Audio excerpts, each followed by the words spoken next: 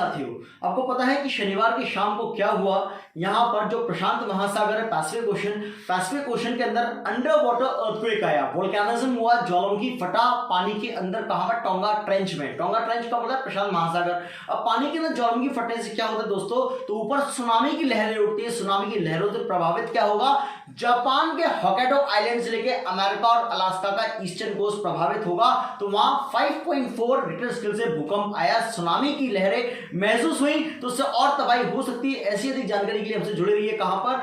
UPSC 24/7 पे। मेरा नाम डॉक्टर जिशान है। जय हिंद, जय भारत।